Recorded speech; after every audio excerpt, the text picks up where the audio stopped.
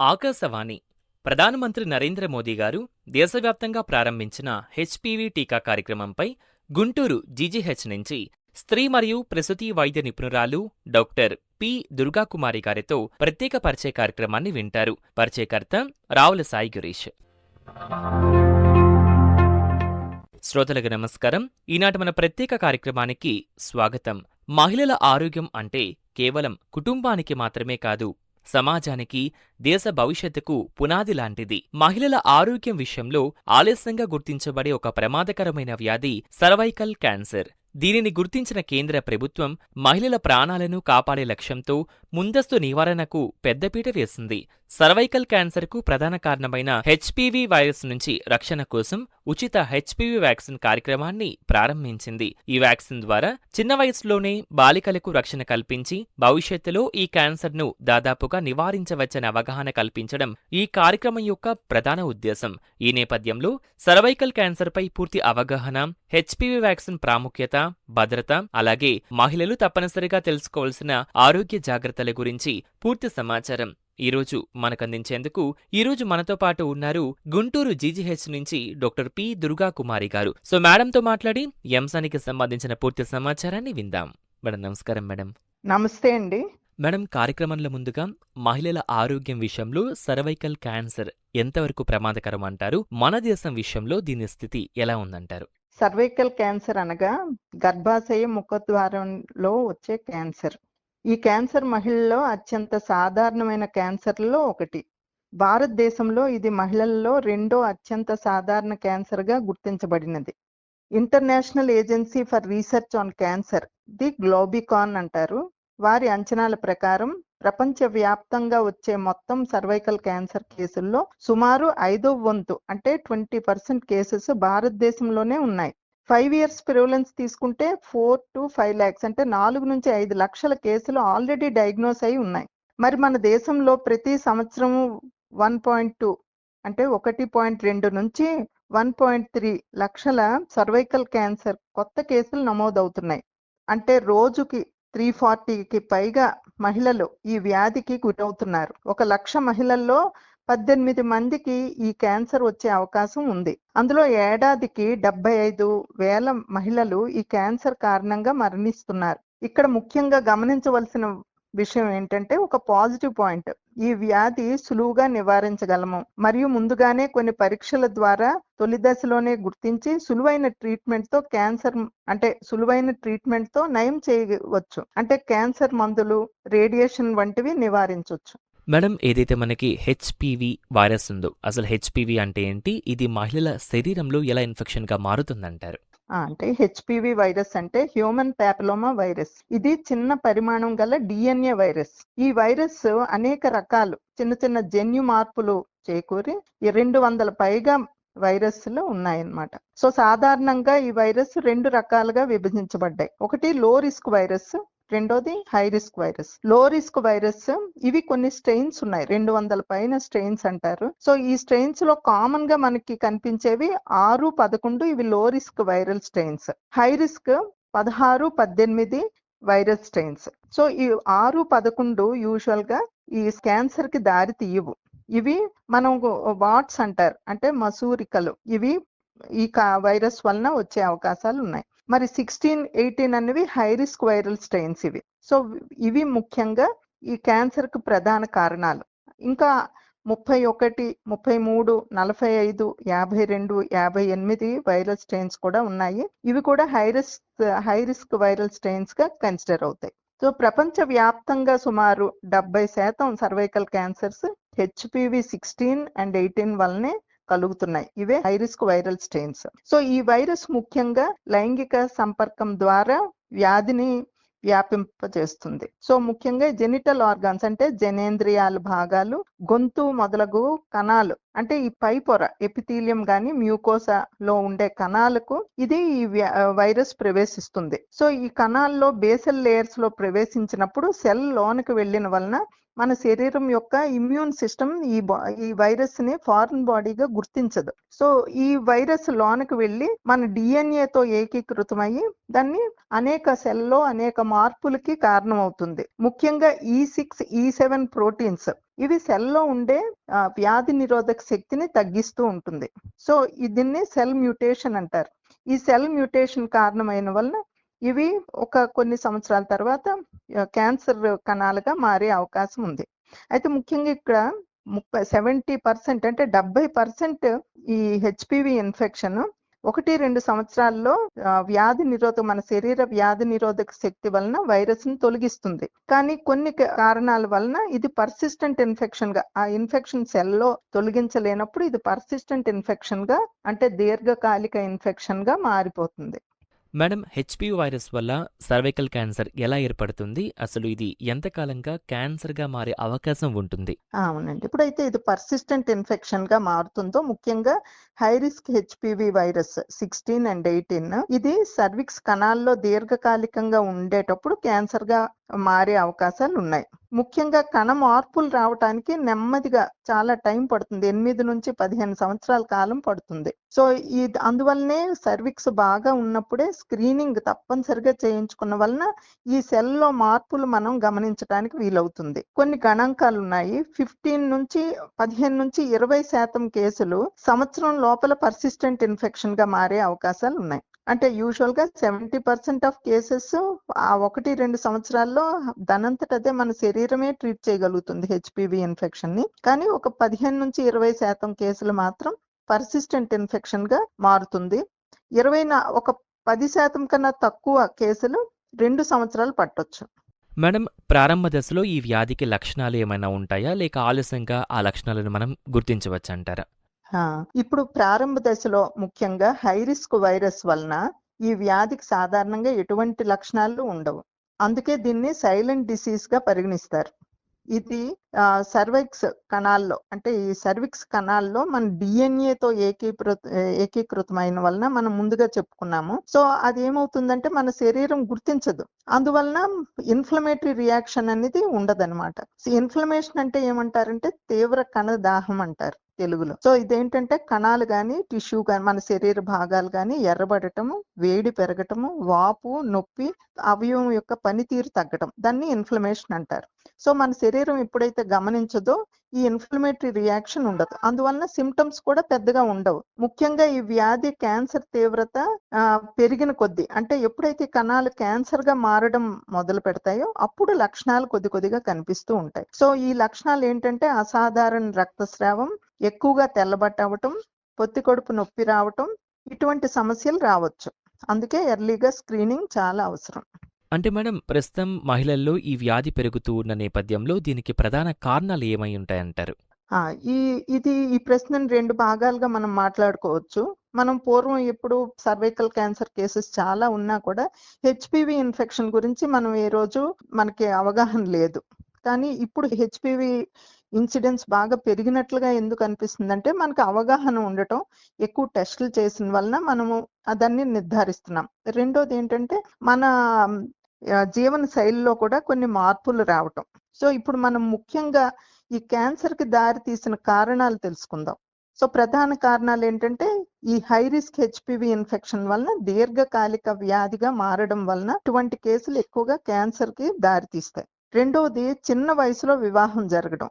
So చిన్న వయసులో జనేంద్రియాలు, ముఖ్యంగా సర్విక్స్ ఇంకా పూర్తిగా పరిపక్వం చెందదు. సో అందుకని హెచ్పివి ఇన్ఫెక్షన్ సోకిన వలన ఎక్కువ ప్రమాదంగా మారే అవకాశాలు ఉన్నాయి. మూడోది బహుళ గర్భధారణ, అంటే ఎక్కువ ప్రసవాలు అవటం. ఎక్కడైనా అనేక గర్భధారణలు జరిగిన వలన ఆ సర్విక్స్ గాయపడటం జరుగుతుంది. అదే కాకుండా ఈ సర్విక్స్ లో ఈ సెల్ చేంజెస్ వస్తాయి. ఎక్కువ హార్మోన్ చేంజెస్ వలన సెల్ చేంజెస్ వచ్చి ఈ పర్సిస్టెంట్ ఇన్ఫెక్షన్ ఉండటానికి దోహదపడుతుంది. నాలుగవది పరిశుభ్రత లోపం. ఐదవది స్మోకింగ్, పొగ త్రాగటం. ఈ పొగ తాగటం, ఈ స్మోక్ ఏం చేస్తుందంటే సెల్స్ లో ఇమ్యూనిటీ తగ్గిస్తుంది. హెచ్పివి కణ మార్పులు వేగంగా చెందేటట్లు ఈ స్మోకింగ్ చేస్తుంది. తర్వాత హెచ్ఐవి వంటి వ్యాధులు, వ్యాధి నిరోధక శక్తి తగ్గించిన వలన ఈ ఇన్ఫెక్షన్స్ ఛాన్సెస్ ఎక్కువ అవుతాయి. పోషకాహార లోపము, దీర్ఘకాలిక ఒత్తిడి, ఈ కాలంలో ఈ దీర్ఘకాలిక ఒత్తిడి వలన కూడా అనేక వ్యాధులు ఎక్కువగా త్వరగా అంటే అవి వ్యాపించే అవకాశాలు ఎక్కువగా ఉన్నాయి. తర్వాత జీవన శైలిలో మార్పులు, సంబంధాల్లో స్థిరత్వం తగ్గటం, అర్బనైజేషన్ అంటారు.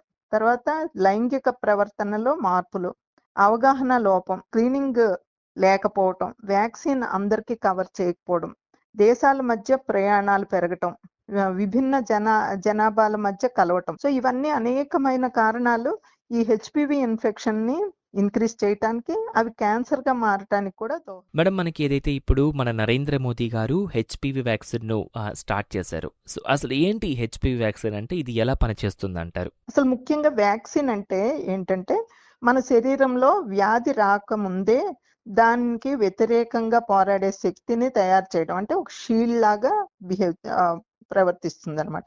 వ్యాక్సిన్ ఎలా తయారవుతుందంటే, ఆ వైరస్ యొక్క బలహీనపడే జీవాణువులు లేదా చంపిన జీవాణువులు లేక వైరస్ యొక్క ప్రోటీన్ మన శరీరంలోకి పంపించి ఆ శరీరం దాన్ని శత్రువుగా గుర్తిస్తుంది. సో మన శరీరంలో దానికి వ్యాధి గురి చేసే లక్షణం ఉండదు, ఎందుకంటే దానిలో విరులెన్స్ తీసేస్తారు. ఒక్క ప్రోటీన్ మాత్రమే ఉంటుంది కాబట్టి మన శరీరం శత్రువుగా గుర్తించి రక్త కణాలని, వ్యాధి నిరోధక శక్తి కలిగే రక్త కణాలని అంటే యాంటీబాడీస్ ని ఫామ్ చేస్తుంది. సో దీనివల్ల ఏమవుతుందంటే, మన శరీరం ఆల్రెడీ ఒక మెమరీని, ఆ ఇన్ఫెక్షన్ యొక్క మెమరీ అనేది మన శరీరంలో ఉంటుంది, బి సెల్స్ లో ఉంటుంది. సో ఎప్పుడైనా అది మనకి ఆ వైరస్ మన శరీరంలోకి వెళ్ళేటప్పుడు మన బాడీ ఎక్కువగా రియాక్ట్ అయ్యి మనకి ఆ వ్యాధి లేకుండా చేస్తుంది. మరి హెచ్పివి వ్యాక్సిన్ అనేది హెచ్పివి వైరస్ కు వ్యతిరేకంగా శరీరంలో రోగ నిరోధక శక్తిని పెంచే టీకా. ఇది వైరల్ ఇన్ఫెక్షన్ ను ముందుగానే గుర్తించి మన శరీరంలో ఆ రక్షణ రక్త కణాలని ఏర్పరచుకుంటుంది. కానీ ఒకటి, మనం అప్పటికే ఇన్ఫెక్షన్, వ్యాక్సిన్ ఇవ్వక ముందే ఇన్ఫెక్షన్ గాని ఉంటే దాన్ని మాత్రం నయం చేయలేదు, కానీ భవిష్యత్తు ప్రమాదాన్ని మాత్రం తగ్గిస్తుంది. మేడం, ఈ వ్యాక్సిన్స్ లో మనకి కొన్ని రకాలు ఉండడం జరుగుతుంది. అలాంటిది మనకి ఈ హెచ్పివి వైరస్ కి సంబంధించి కూడా టైప్స్ ఏమన్నా ఉన్నాయా? ఇప్పుడు వ్యాక్సిన్స్ అయితే మనకి చాలా రకాలు ఉన్నాయి. ఇందులో హై రిస్క్ ముఖ్యంగా హెచ్పివి వ్యాక్సిన్స్.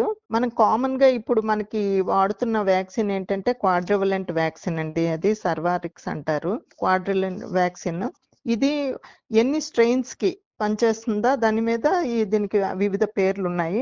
ఒకటి గార్డిసిల్ వ్యాక్సిన్, రెండోది గార్డిసిల్ 9 వ్యాక్సిన్, అది అన్ని స్ట్రెయిన్స్ మీద పనిచేస్తుంది. మిగిలినవి రెండు క్వాడ్రిలెంట్ అంటే 4 స్ట్రెయిన్స్ కి మాత్రమే పనిచేసేవి. సర్వారిక్స్ అనేది మాత్రం 2 స్ట్రెయిన్స్ కే పనిచేస్తుంది. ఇప్పుడు మన నేషనల్ ప్రోగ్రామ్ ఇచ్చే వ్యాక్సిన్ క్వాడ్రిలెంట్ వ్యాక్సిన్ ఇది. సో ఇది ముఖ్యంగా 16, 18, 6 and 11 స్ట్రెయిన్స్ మీద పనిచేస్తుంది. మనం ఈ వ్యాక్సిన్ తీసుకుంటే సర్వైకల్ క్యాన్సర్ ను ఎంతవరకు మనం నివారించగలుగుతాం? ఈ వ్యాక్సిన్ తీసుకున్న వలన ముఖ్యంగా హై రిస్క్ హెచ్పివి 16 and 18, అన్ని వ్యాక్సిన్స్ కూడా 16 and 18 కి అవి ఎఫెక్టివ్ కాబట్టి వ్యాక్సిన్ తీసుకున్న వలన 90% వరకు రక్షణ కలిగిస్తుంది. సరైన వయసులో తీసుకుంటే సర్వైకల్ క్యాన్సర్ ని పూర్తిగా నివారించే అవకాశం ఉంది. సరైన వయసు అంటే 14 సంవత్సరాలు, అది 9 నుంచి 14 సంవత్సరాలు సరైన వయసు. సో భారతదేశంలో హెచ్పివి వ్యాక్సిన్ అధ్యయనాల ప్రకారం కొన్ని మనకి వాళ్ళు చెప్తున్నారు ఏంటంటే, హెచ్పివి వ్యాక్సిన్ చాలా ప్రభావం, అంటే ఈ స్టడీస్ బట్టి మనకు తెలిసింది ఏంటంటే హెచ్పివి వ్యాక్సిన్ చాలా ప్రభావవంతంగా పనిచేస్తుందని నిర్ధారించారు. రెండోది ఏంటంటే, హై రిస్క్ హెచ్పివి రకాల్లో నిర్దిష్ట ఇన్ఫెక్షన్ ఉండే అవకాశం కూడా తగ్గిస్తుంది, అంటే పర్సిస్టెంట్ ఇన్ఫెక్షన్ ని తగ్గిస్తుంది. ఈవెన్ మనం 2 డోసులు కూడా అవసరం లేకుండా సింగిల్ డోస్ ఇచ్చినా కూడా ఇది అది చాలా 90% ఆఫ్ దీనికి సమర్థత ఉంది. 90% ఆఫ్ పర్సిస్టెంట్ ఇన్ఫెక్షన్ కి తగ్గిస్తుంది. తర్వాత 90% వ్యాక్సిన్ కవరేజ్ కానీ మనం చేయగలిగితే సర్వైకల్ క్యాన్సర్ కేసెస్ 78% తగ్గుతాయని ఈ ప్రాజెక్ట్ చెప్తుంది. మేడం, ప్రభుత్వం ఉచితంగా అందిస్తున్న ఈ హెచ్పివి వ్యాక్సిన్ ఎవరెవరికి అందుబాటులో ఉందంటారు? అవునండి, minister of health and family welfare మార్గదర్శకాల ప్రకారం అయితే 9 నుంచి 14 సంవత్సరాల బాలికలకు ప్రధానంగా ఈ టీకా ఇవ్వాలి. అది వాళ్ళు సిఫారసు చేశారు. కానీ కొన్ని రాష్ట్రాల్లో ఇవి ఆల్రెడీ ఉచితంగా అమలు పరుస్తున్నారు. ఇప్పుడు 9 నుంచి 14 సంవత్సరాల బాలికలకి ప్రాధాన్యత ఇవ్వాలి. 9 నుంచి 26 సంవత్సరాల వరకు సాధారణంగా ఇవ్వచ్చు. కానీ కొన్ని దేశాల్లో 45 సంవత్సరాల వరకు కూడా అనుమతి ఉంది. మన దేశంలో లేదు. ఇది అబ్బాయిలకు కూడా ఇవ్వొచ్చని ఇచ్చిన వలన హర్డ్ ఇమ్యూనిటీ అంటే సామూహికంగా సమాజంలో ఇమ్యూనిటీ పెరగడం అన్నమాట. సో అబ్బాయిలకు కూడా ఇవ్వచ్చు అని ఈ గైడ్ లైన్స్ చెప్తూ ఉన్నాయి. ఇప్పుడు మనము మన కార్యక్రమం ఇప్పుడు మన గౌరవనీయులైన ప్రధాన మంత్రి గారు ఫిబ్రవరి 28న ప్రారంభించారు అజ్మీర్ రాజస్థాన్ లో. ఈ కార్యక్రమం ప్రకారము 14 సంవత్సరాలు పూర్తయిన వారికి అమ్మాయిలకి ఇస్తున్నారు. అదే కాకుండా 15 సంవత్సరాలు పూర్తి కాని బాలికలకు కూడా ఇస్తున్నాము. ముఖ్యంగా 90 రోజుల్లో 15 సంవత్సరాలు పూర్తయితే ఆ బాలికలు కూడా అర్హులే. ఇలా ఇచ్చిన వలన 1% జనాభాని మనం కవర్ చేయగలుగుతున్నాం. ఈ ప్రత్యేక కాలం 3 నెలలు అంటే 90 రోజులు ఇది కార్యక్రమం జరుగుతుంది. ఈ టీకా ఆరోగ్య కేంద్రాల్లోనూ నెక్స్ట్ గవర్నమెంట్ హాస్పిటల్స్ లో ఈ టీకా కార్యక్రమాన్ని నిర్వహిస్తున్నారు. తర్వాత ఈ 90 రోజులు అయిన తర్వాత మన రెగ్యులర్ ఇమ్యునైజేషన్ డేస్ లో కొనసాగుతుంది. మనం అయితే ఎలా నమోదు చేసుకోవాలి?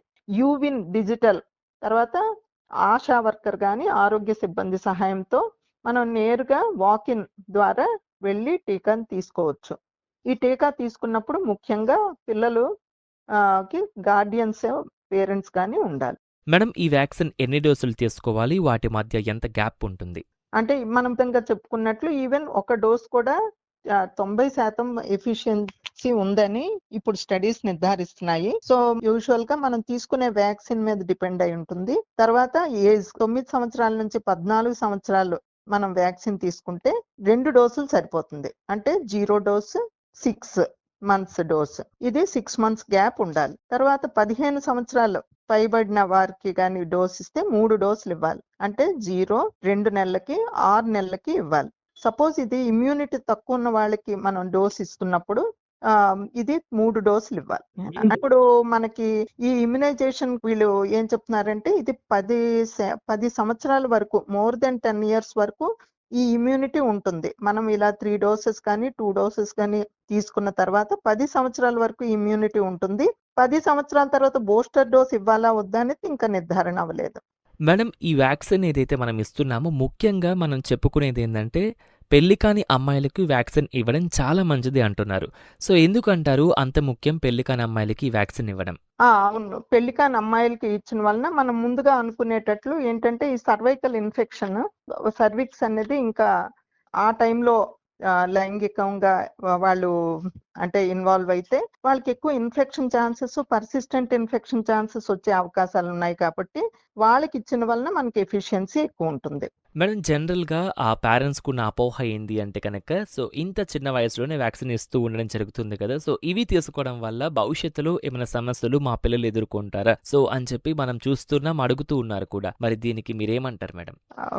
అంటే పెళ్లి కాని చిన్న వయసులో ఈ వ్యాక్సిన్ ఇచ్చిన వలన ఆల్రెడీ ICMR అంటే Indian council of medical research WHO వీళ్ళు కొన్ని అధ్యయనాలు చేశారండి. ఇది 2006 నుంచి కూడా ఈ వ్యాక్సిన్ ఇస్తున్నారు. సో ఈ వ్యాక్సిన్ అధ్యయనాల ప్రకారము HPV వ్యాక్సిన్ పూర్తిగా సురక్షితం. ఇది భవిష్యత్తులో హార్మోన్లపై కానీ ఓవరీస్ పైన కానీ ఎటువంటి ప్రతికూల ప్రభావం చూపదని నిర్ధారించబడింది. మేడం, ఈ వ్యాక్సిన్ వల్ల ఫెర్టిలిటీపై ఏమైనా ప్రభావం ఉంటుందంటారా? మరి అదే స్టడీస్ చెప్తున్నాయండి. శాస్త్రీయ ఆధారాల ప్రకారం కూడా HPV వ్యాక్సిన్ ఈ సంతాన సామర్థ్యం పైన ఎటువంటి ప్రతికూలత ఉండదు. పైగా ఈ సర్వైకల్ ఇన్ఫెక్షన్ అనేది మనం ట్రీట్ చేస్తున్నాం కాబట్టి, లేకుండా చేస్తున్నాం కాబట్టి ఇంకా సంతానం అంటే ఈ ఫెర్టిలిటీ అనేది ఇంక్రీజ్ చేసే అవకాశాలు ఉన్నాయి. మేడం, HPV వ్యాక్సిన్ ఏదైతే ఉందో సో దీనివల్ల ఏమైనా సైడ్ ఎఫెక్ట్స్ ఏమైనా ఉంటాయంటారా? సో ఒకవేళ ఉంటే కనుక అవి ఎంతవరకు ప్రమాదకరం అవ్వచ్చు? ఇది లైవ్ వ్యాక్సిన్ కాదు కాబట్టి ఈ వ్యాక్సిన్ ఇచ్చిన వలన ఇన్ఫెక్షన్ రావటం అనేది అసలు ఉండదండి. తర్వాత అన్ని వ్యాక్సిన్స్ లాగే మైనర్ సైడ్ ఎఫెక్ట్స్ ఉంటాయి. అవి 2-3 days లో తగ్గిపోతాయి. అంటే side effects minor side effects ఏమిటంటే ఇన్ఫెక్షన్ వచ్చిన చోట నొప్పి రావడం, వాపు రావటం, స్వల్పంగా జ్వరం రావటం, తలనొప్పి రావటం, ఇవి తాత్కాలికంగా ఉంటాయి. 1 or 2 days ఉంటాయి. తీవ్రమైన సమస్యలు చాలా అరుదుగా మాత్రమే కనిపిస్తాయి. అప్పుడప్పుడు భయవస్తులకు ఏమవుతుందంటే కొంచెం వ్యాసోవాగల్ సింకోప్ లాగా ఉంటుంది కాబట్టి వ్యాక్సిన్ తీసుకున్న తర్వాత ఒక 30 నిమిషాలు హాస్పిటల్లోనే అబ్జర్వేషన్ లో ఉండాలి. మేడం, వ్యాక్సిన్ తీసుకున్న తర్వాత కూడా మనకి పాప్ స్మియర్ లేదా ఇతర పరీక్షలు అవసరం అంటారా? ఒకవేళ అవసరమైతే ఏ వయసు వరకు అవి అవసరం అంటారు? మన గవర్నమెంట్ హాస్పిటల్స్ లో ఈ యొక్క టెస్ట్లు అనేటివి ఉచితంగా చేయడం జరుగుతుందంటారా? ఈ వ్యాక్సిన్ తీసుకున్న వాళ్ళు కూడా ప్యాప్ స్మియర్ స్క్రీనింగ్ తప్పనిసరిగా చేయించుకోవాలండి. ఈ ప్యాప్ స్మియర్ స్క్రీనింగ్ అనేది జాతీయ మార్గదర్శకాల ప్రకారం 30 సంవత్సరాల నుంచి ప్రారంభించాలి. ఇంతకు ముందు మనం ఏంటంటే మ్యారేజ్ అయ్యి 1 ఇయర్ నుంచి చేయాలి అన్నారు. కానీ ఇప్పుడు మాత్రం గైడ్‌లైన్స్ మారాయి. 30 సంవత్సరాలు తర్వాత తప్పనిసరిగా ప్యాప్ స్మియర్ స్క్రీనింగ్ చేయించుకోవాలి. ప్రతి 5 సంవత్సరాలకు ఒకసారి హెచ్‌పివి టెస్ట్ చేయించుకోవాలి. విఐఏ పరీక్ష అంటే visual inspection of cervix with acetic acid apply చేసి సర్విక్స్‌ని చూస్తాం. ఆ పరీక్ష కూడా చేయించుకోవాలి ప్రతి 5 సంవత్సరాలకి. ఇది ప్రభుత్వ హాస్పిటల్‌లో ఉచితంగానే చేస్తున్నాం. మేడం, కార్యక్రమంలో చివరగా వింటున్న మన ఆకాశవాణి శ్రోతలందరికీ, ముఖ్యంగా మహిళలందరికీ మీరందించే ఆరోగ్య సందేశం ఏంటి మేడం? అదే మనం ఇప్పుడు మాట్లాడుకున్న విధంగా మనకి తెలుస్తుంది ఏంటంటే, చాలా స్టడీస్ ఏం చెప్తున్నాయంటే సర్వైకల్ క్యాన్సర్ ఒక నివారించగలిగే వ్యాధి. సో హెచ్‌పివి వ్యాక్సిన్‌తో ప్యాప్ స్మియర్ స్క్రీనింగ్ చేయించుకుంటే ఈ వ్యాధిని సంపూర్ణంగా మనం వ్యాధి నుంచి మనం కాపాడగలుగుతాం. సో మహిళలు ముఖ్యంగా వాళ్ళకి అవగాహన కావాలి. వాళ్ళ ఆరోగ్యం గురించి వాళ్ళకి అవగాహన ఉండటం అనేది చాలా ప్రధానమైనదని నేను చెప్తున్నాను. సో ముందస్తు జాగ్రత్తలు తీసుకుంటే ప్రాణాలను కాపాడుకోగలుగుతాం. మేడం, ఇంతవరకు నాటి మన ప్రత్యేక పరిచయ కార్యక్రమంలో మీరు పాల్గొని సర్వైకల్ క్యాన్సర్కి సంబంధించి, అదేవిధంగా హెచ్పివి వ్యాక్సిన్కి సంబంధించి పూర్తి సమాచారం మన ఆకాశవాణి శ్రోతలకు మీరు అందించినందుకు మీకు మరోసారి ధన్యవాదాలు మేడం. థ్యాంక్స్ అండి. Thank you.